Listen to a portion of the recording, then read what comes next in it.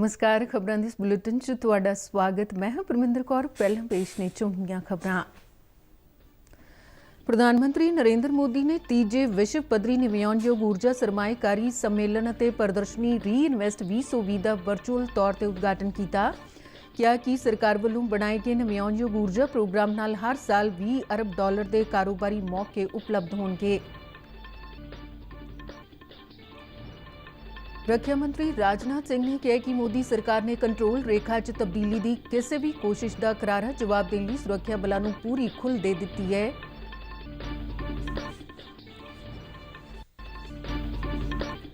प्रधानमंत्री नरेंद्र मोदी ने केवड़िया च वीडियो कानफ्रेंस राही 80वें सर्व भारती प्रिजाइडिंग अधिकारी सम्मेलन के समाप्ति इजलास को संबोधन किया। प्रधानमंत्री ने कहा कि भारत हुण अतवाद नाल नजिठण लई नवीं नीतियां बना रहा है।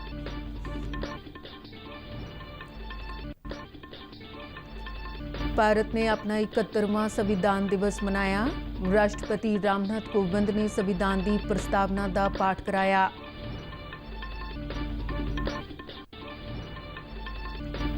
सूचना ते प्रसारण मंत्री प्रकाश जावड़ेकर ने संविधान दिवस के संविधान के आर्टिकलों ते मौलिक अधिकारों का इलैक्ट्रॉनिक संस्करण जारी किया।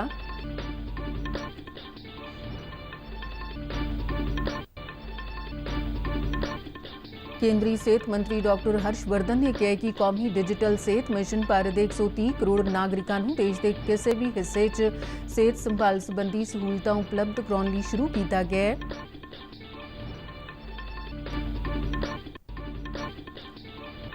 केंद्रीय खेतीबाड़ी मंत्री नरेंद्र सिंह तोमर ने कहा कि सरकार खेती कानूनों के मुद्दे ते किसानों नाल गलबात करने लई तैयार है।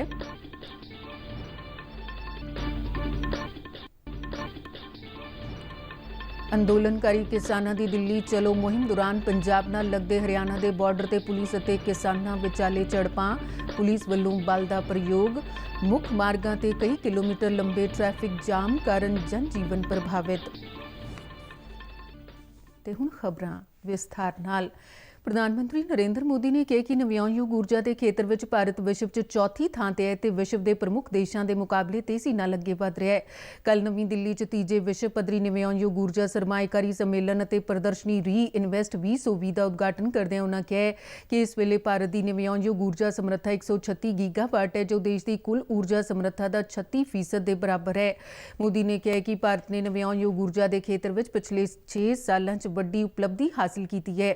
देश के हर नागरिक को अपनी समुची समर्था के विकास लिए बिजली उपलब्ध कराने वास्ते देश भर च बिजली उत्पादन की समर्था वधाउण अते बिजली नैटवर्क का विस्तार करने के यतन किए जा रहे हैं। प्रधानमंत्री ने कहा कि 2017 तो भारत की नवीनयोग ऊर्जा समर्था कोयले ते आधारित बिजली उत्पादन समर्था तो वधेरे वध गई है। उन्होंने कहा कि पिछले 6 सालों च देश ने नवीनयोग ऊर्जा की समर्था च 2.5 गुना वाधा किया है। A comprehensive national hydrogen energy mission. After the success of PLI in electronics manufacturing, we have decided to give similar incentives to high efficiency solar modules.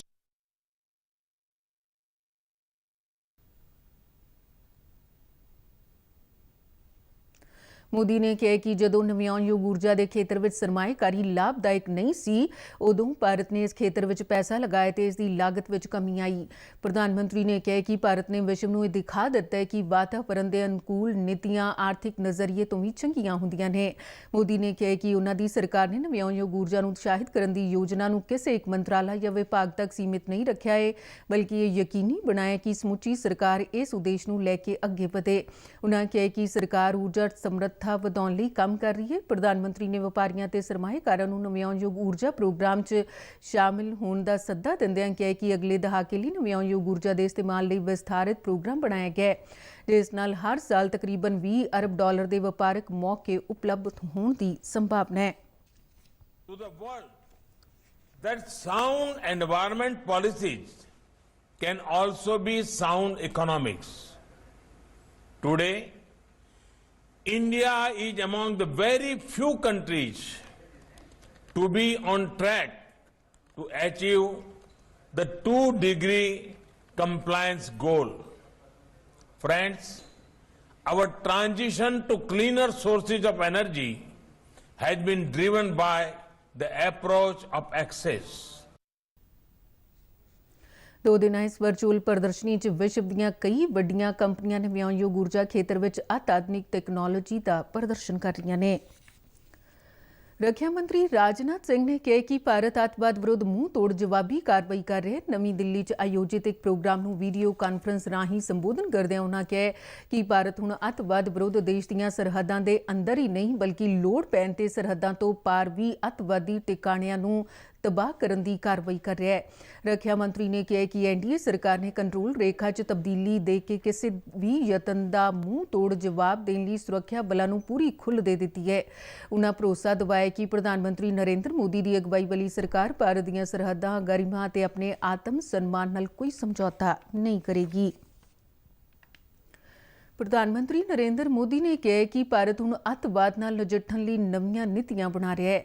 Gujarat ਦੇ ਕੇਵੜੀਆ 'ਚ ਵੀਡੀਓ ਕਾਨਫਰੰਸ ਰਾਹੀਂ 80ਵੇਂ ਸਰਵ ਭਾਰਤੀ ਪ੍ਰੀਜ਼ਾਈਡਿੰਗ ਅਧਿਕਾਰੀ ਸੰਮੇਲਨ ਦੇ ਸਮਾਪਤੀ ਇਜਲਾਸ ਨੂੰ ਸੰਬੋਧਨ ਕਰਦਿਆਂ ਉਨ੍ਹਾਂ ਕਿਹਾ ਕਿ ਭਾਰਤ 26/11 ਅੱਤਵਾਦੀ ਹਮਲੇ ਦੇ ਜ਼ਖਮਾਂ ਨੂੰ ਨਹੀਂ ਭੁੱਲ ਸਕਦਾ। ਉਨ੍ਹਾਂ ਕਿਹਾ ਕਿ ਪਾਕਿਸਤਾਨ ਦੇ ਅੱਤਵਾਦੀਆਂ ਨੇ ਇਸ ਦਿਨ 2008 ਵਿੱਚ ਮੁੰਬਈ ਤੇ ਹਮਲਾ ਕੀਤਾ ਸੀ ਜਿਸ 'ਚ ਵਿਦੇਸ਼ੀ ਨਾਗਰਿਕਾਂ ਤੇ ਪੁਲਿਸ ਕਰਮੀਆਂ ਸਮੇਤ ਕਈ ਲੋਕਾਂ ਦੀਆਂ ਜਾਨਾਂ ਗਈਆਂ। ਪ੍ਰਧਾਨ ਮੰਤਰੀ ਨੇ 26/11 ਦੇ ਇਸ ਅੱਤਵਾਦੀ ਹਮਲੇ 'ਚ ਜਾਨਾਂ ਗਵਾਉਣ ਵਾਲੇ ਸਾਰੇ ਹੀ ਵਿਅਕਤੀਆਂ ਨੂੰ ਸ਼ਰਧਾਂਜਲੀ ਦਿੱਤੀ। ਪ੍ਰਧਾਨ ਮੰਤਰੀ ਨੇ ਕਿਹਾ ਹੈ ਕਿ ਸੰਵਿਧਾਨ ਦੀਆਂ ਕਈ ਵਿਸ਼ੇਸ਼ਤਾਵਾਂ ਨੇ ਪਰ ਇਹਨਾਂ ਸਾਰਿਆਂ 'ਚ ਖਾਸ ਵਿਸ਼ੇਸ਼ਤਾ ਫਰਜ਼ਾਂ ਤੇ ਮਹੱਤਵ ਦੀ ਹੈ। ਉਨ੍ਹਾਂ ਕਿਹਾ ਕਿ ਗਾਂਧੀ ਜੀ ਮੰਨਦੇ ਸਨ ਕਿ ਅਧਿਕਾਰਾਂ ਤੇ ਫਰਜ਼ਾਂ ਵਿਚਾਲੇ ਗਹਿਰਾ ਸੰਬੰਧ ਹੈ ਤੇ ਇਸ ਲਈ ਜਦ ਅਸੀਂ ਆਪਣੇ ਫਰਜ਼ਾਂ ਦਾ ਪਾਲਣ ਕਰਾਂਗੇ ਤਾਂ ਅਧਿਕਾਰ ਆਪੇ ਹੀ ਸੁਰੱਖਿਅਤ ਹੋ ਜਾਣਗੇ। साथियों, आज की तारीख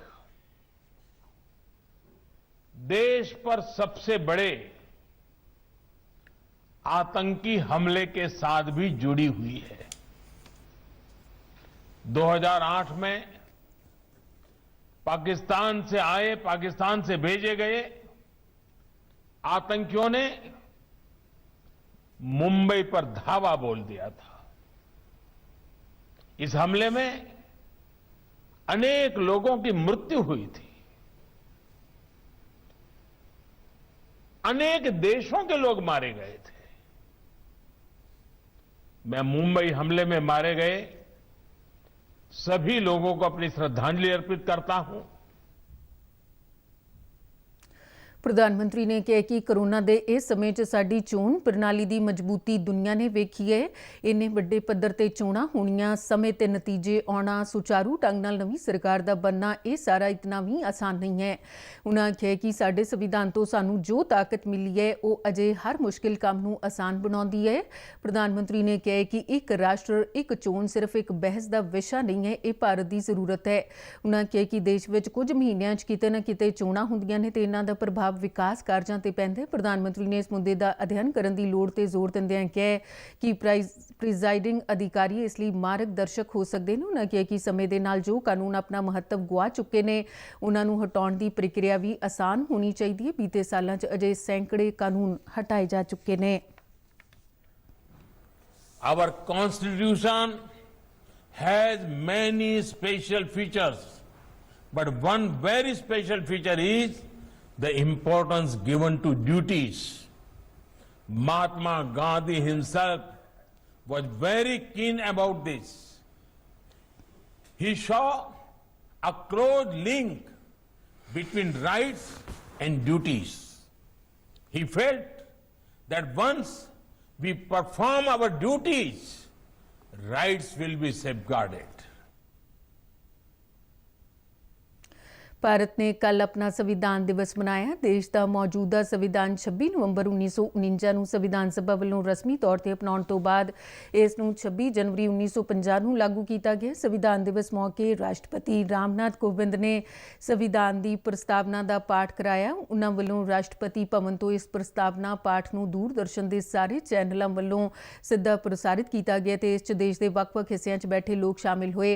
ਇਸ ਦਾ ਗੁਜਰਾਤ ਦੇ ਕੇਵੜੀਆ ਤੋਂ ਵੀ ਸਿੱਧਾ ਪ੍ਰਸਾਰਣ ਕੀਤਾ ਗਿਆ ਜਿੱਥੇ 80ਵੇਂ ਸਰਵ ਭਾਰਤੀ ਪ੍ਰੀਜ਼ਾਈਡਿੰਗ ਅਧਿਕਾਰੀਆਂ ਦੇ ਸੰਮੇਲਨ 'ਚ ਹਿੱਸਾ ਲੈ ਰਹੇ ਅਧਿਕਾਰੀਆਂ ਨੇ ਵੀ ਰਾਸ਼ਟਰਪਤੀ ਦੇ ਨਾਲ ਸੰਵਿਧਾਨ ਦੀ ਪ੍ਰਸਤਾਵਨਾ ਦਾ ਇਹ ਪਾਠ ਕੀਤਾ। समाजवादी पंथ निरपेक्ष लोकतंत्रात्मक गणराज्य बनाने के लिए तथा उसके समस्त नागरिकों को सामाजिक, आर्थिक और राजनैतिक न्याय, विचार अभिव्यक्ति विश्वास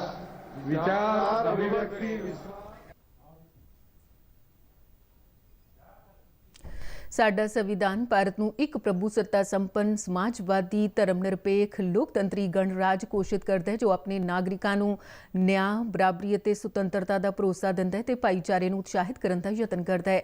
ਇਹ ਦੁਨੀਆ ਦੇ ਕਿਸੇ ਵੀ ਪ੍ਰਭੂ ਸੱਤਾ ਸੰਪੰਨ ਮੁਲਕ ਦਾ ਸਭ ਤੋਂ ਲੰਬਾ ਲਿਖਿਆ ਹੋਇਆ ਸੰਵਿਧਾਨ ਹੈ।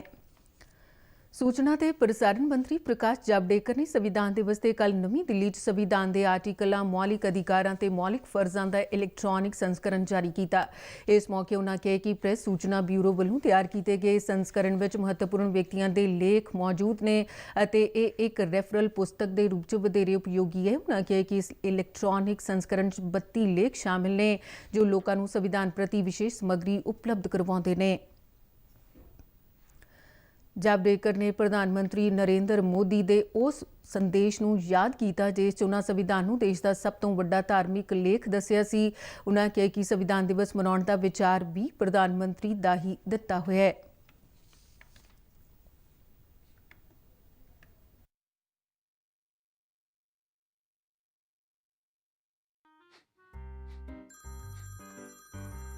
आपका केवाईसी अपडेट करना है, नहीं तो अकाउंट और एटीएम कार्ड ब्लॉक हो जाएगा। सावधान सावधान। 2.5 करोड़ का इनाम मुझे। देखिए, अनजाने कॉल्स, फर्जी ईमेल्स, लिंक्स और जाली ऐप से अपना पिन, ओटीपी, पासवर्ड कभी भी किसी के साथ शेयर न करें। आप रहेंगे सावधान तो नहीं होगा नुकसान। आरबीआई कहता है, जानकार बनिए, सतर्क रहिए। इस ब्रेक तो बाद दूरदर्शन खबरां 'च तुहाडा मुड़ तो स्वागत। वधदे हां अगली खबर वल। केंद्रीय सेहत ते परिवार भलाई मंत्री डॉक्टर हर्षवर्धन ने कल सरकार के प्रमुख सेहत प्रोग्रामां आयुष्मान भारत, प्रधानमंत्री जन आरोग्य योजना ते राष्ट्रीय डिजिटल सेहत मिशन नूं लागू करन दे सिलसिले च उच्च पद्धरी समीक्षा लई राष्ट्रीय सेहत अथॉरिटी का दौरा किया। उन्हां अथॉरिटी के कई अधिकारियों नाल गलबात की ते इन्हां दोहां सेहत योजनावां दे सारे ही महत्वपूर्ण पहलुआं की समीक्षा की। डॉक्टर हर्षवर्धन ने कहा कि राष्ट्रीय डिजिटल सेहत मिशन भारत के 130 करोड़ नागरिकों को किसी भी थां अते किसी भी समय किफायती अते सुरक्षित सेहत संभाल सहूलतां उपलब्ध कराउण लई शुरू किया गया है। देश च बीते 24 घंटिया दौरान कोविड-19 महामारी के 10,90,000 नमूनों की जांच की गई है, जिस नाल हुण तक कुल 13 करोड़ 60 लाख नमूनों की जांच की जा चुकी है। सेहत मंत्रालय वालों जारी एक बयान च आखिया गया कि सेहत मंत्रालय ते भारतीय आयुर्विज्ञान खोज परिषद के सहयोग नाल जांच सहूलतां का लगातार विस्तार किया जा रहा है, जिस नाल देश की रोजाना जांच समर्था 15 लाख तक पहुंच गई है। मंत्रालय ने कहा कि व्यापक पद्धर ते जांच नाल महामारी का शुरुआत विच ही पता लगा के मरीजों को एकांतवास विच रखण की व्यवस्था करन नाल मरीजों का प्रभावशाली ढंग नाल इलाज करन च मदद मिली है। विश्व सेहत संगठन वालों निर्धारित मानकों के मुकाबले भारत में रोजाना 10 लाख की आबादी ते 5 गुना वध नमूनों की जांच की जा रही है। मंत्रालय ने कहा कि लैबोरेटरियां दी गिणती भी वधा के 2145 हो गई है, जिन्हां चों 1169 सरकारी अते 976 प्राइवेट लैबोरेटरियां ने।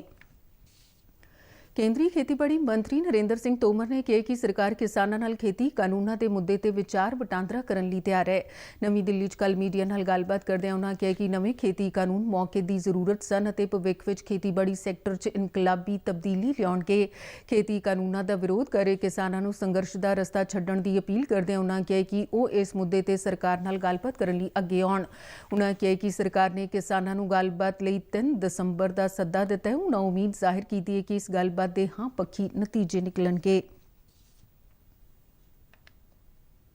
पंजाब और हरियाणा के प्रदर्शनकारी किसानों वालों दिल्ली चलो अंदोलन दौरान हरियाणा च वख-वख थाई किसानों ते पुलिस विचाले झड़पां होईयां। हरियाणा वालों पंजाब तो आ रहे किसानों को रोकण लई सीमा ते वख-वख दाखला पॉइंटां ते रुकावटां लगाईयां गईयां सन। रोज आए किसानों वालों रुकावटां तोड़ दित्तियां गईयां। अंबाला, करनाल ते कुरुक्षेत्र च लंबे समय तक घमसान मचिया रहा। वख-वख थाई भारी गिनती च दंगा रोकू पुलिस अते प्रदर्शनकारी किसानों विचाले झड़पां वेखण नूं मिलीआं। पुलिस वालों किसानों को काबू विच करन लई पानी दी बुछार अते अथरू गैस के गोलियां का इस्तेमाल किया गया। शंभू बॉर्डर ते स्थिति उस वेले तनावपूर्ण हो गई जद किसानों ने पुलिस रुकावट ਰੁਕਾਵਟਾਂ ਨੂੰ ਚੁੱਕ ਕੇ ਘੱਗਰ ਦਰਿਆ 'ਚ ਸੁੱਟ ਦਿੱਤਾ।